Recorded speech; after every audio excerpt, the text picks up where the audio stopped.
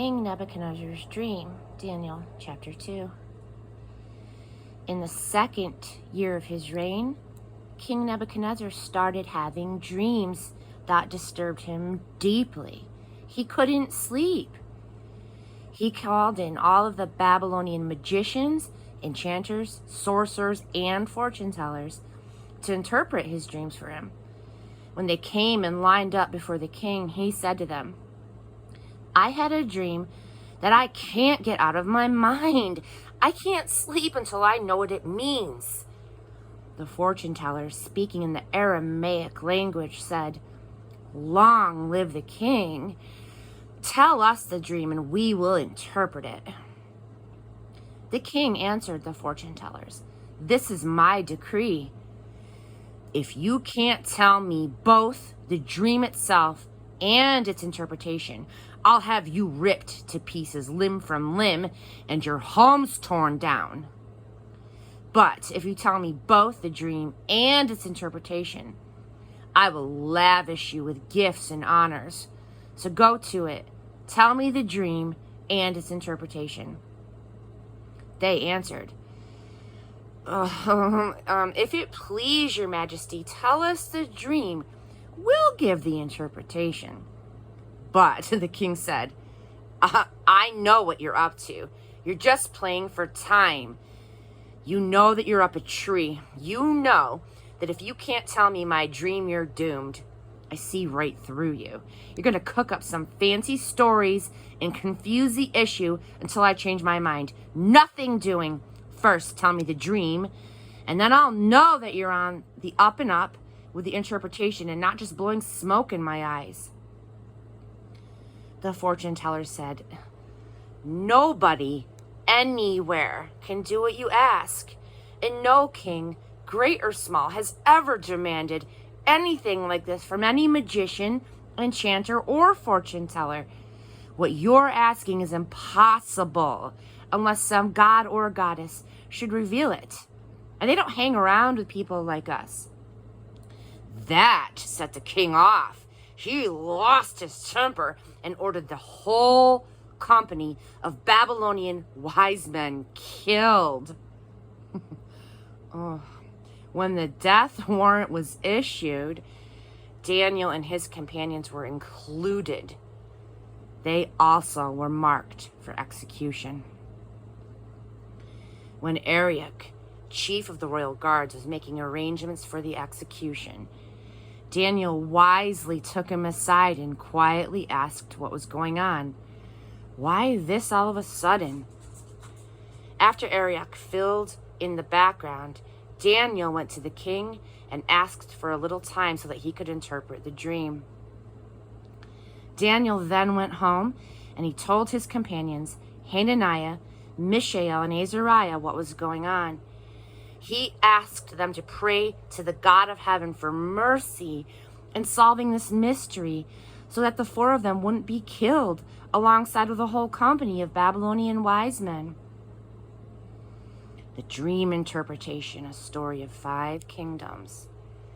That night, the answer to the mystery was given to Daniel in a vision. Daniel blessed the God of heaven, saying, "Blessed be the name of God forever and ever. He knows all. He does all. He changes the seasons and he guides history. He raises up kings and he also brings them down.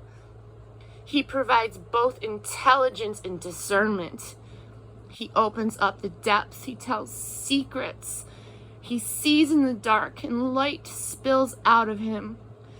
God of all my ancestors, all thanks, all praise.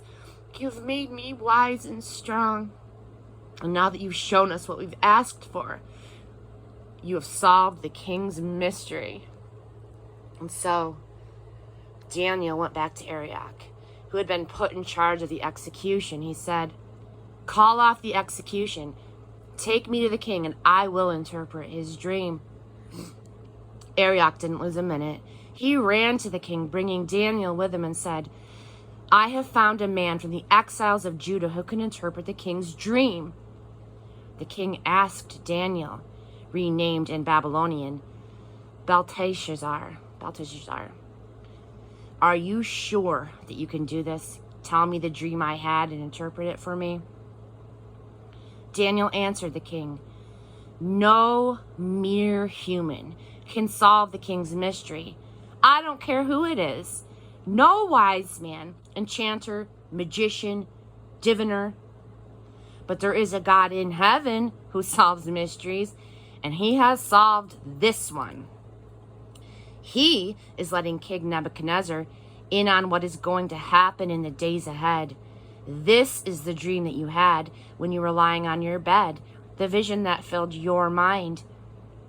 While you were stretched out on your bed, O king, thoughts came to you regarding what is coming in the days ahead. The revealer of mysteries showed you what will happen, but the interpretation is given through me, not because I'm any smarter than anyone else in the country, but so that you will know what it means, so that you will understand what you dreamed. What you saw, O king, was a huge statue standing before you, striking in appearance and terrifying.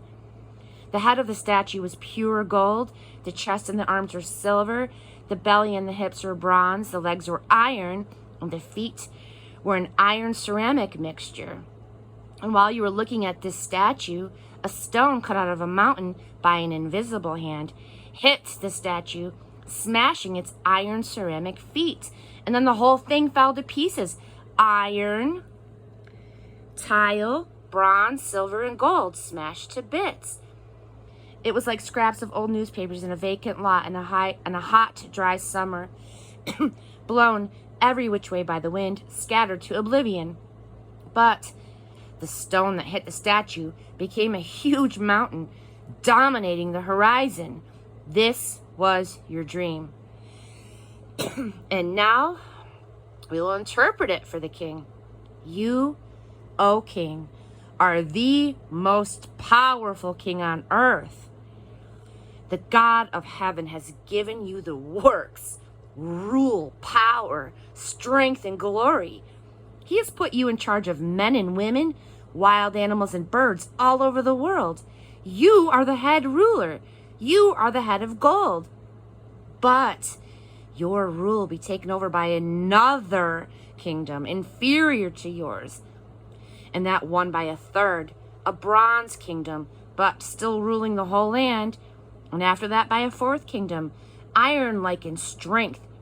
Just as iron smashes things to bits, breaking and pulverizing, it will bust up the previous kingdoms. But then the feet and the toes that ended up as a mixture of ceramic and iron will deteriorate into a mongrel kingdom with some of the remains of iron in it. Just as the toes of the feet were part ceramic and part iron, it will end up a mixed bag of the breakable and unbreakable. That kingdom won't bond, won't hold together any more than iron and clay hold together. But throughout the history of these kingdoms, the God of heaven will be building a kingdom that will never be destroyed, nor will this kingdom ever fall under the domination of another. In the end, it will crush the other kingdoms and finish them off and come through it all standing strong and eternal. It will be like the stone cut from the mountain by the invisible hand that crushed the iron, the bronze, the ceramic, the silver, and the gold.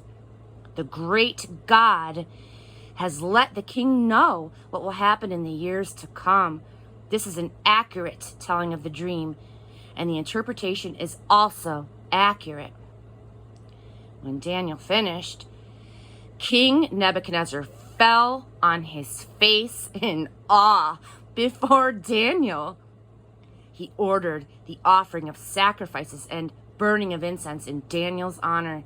He said to Daniel, "Your God is beyond question the God of all gods, the master of all kings, and he solves all mysteries. I know, because you've solved this mystery." And then the king promoted Daniel to a high position in the kingdom, lavished him with gifts and made him governor over the entire province of Babylon and the chief in charge of all the Babylonian wise men. At Daniel's request, the king appointed Shadrach, Meshach, and Abednego to administrative posts throughout Babylon, while Daniel governed from the royal headquarters.